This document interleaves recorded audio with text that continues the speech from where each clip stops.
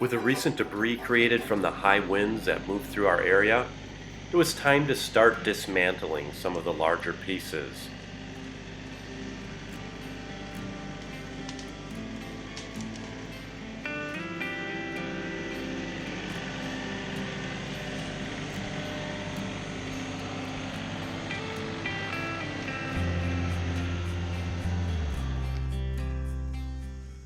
And for those jobs when it seems like it just might be too much hassle to get the chainsaw out, these loppers will typically do the trick.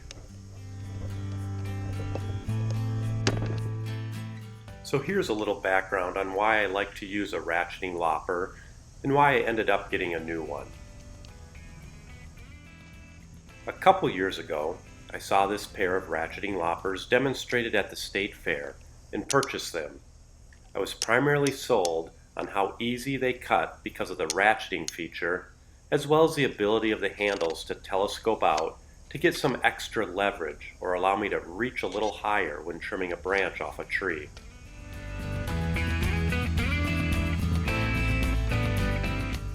After using them on a number of hardwoods, especially oak, the handles started to bend.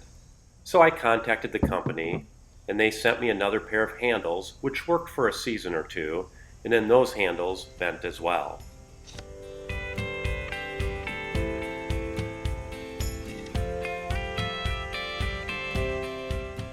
This newest pair of ratcheting loppers I just recently purchased still has the telescoping arms, but they have a little different design for the handles that may prevent them from bending as easily.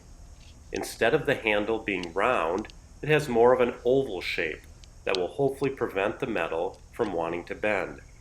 There are also aluminum, so the overall weight is a little less.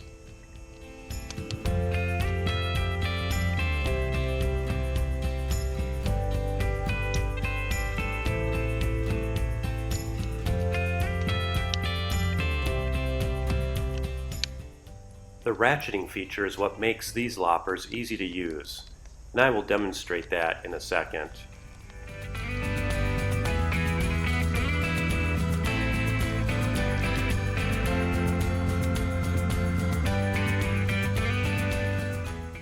It also claims to have a 2-inch cutting capacity, which we'll demonstrate as well.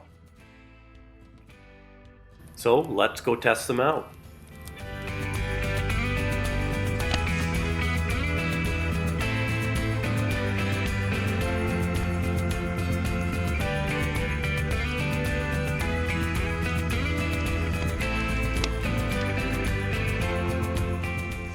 We first start off with clipping some of the smaller branches, and then we bite into a 2-inch diameter branch on this large piece that was ripped off a maple tree.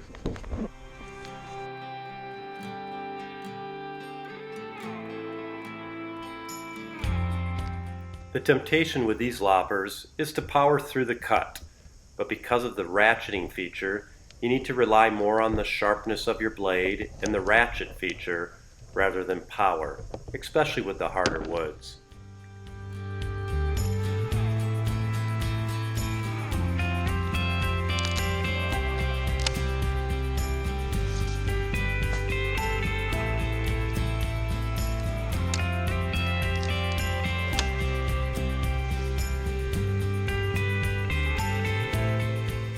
Wanting to see just how much this lopper can handle, I take on a piece that was about 2.5 inches in diameter, and without telescoping the handles out, and with a little help by bracing one handle against my leg, it eventually cut completely through this branch. Overall, it made light work of this project, and later we will have to get the chainsaw along with the tractor and grapple back out to clean up the larger pieces that are left. Please like and subscribe as we continue to put out more videos of the products we use here at our big house in the Little Woods. Thanks for watching.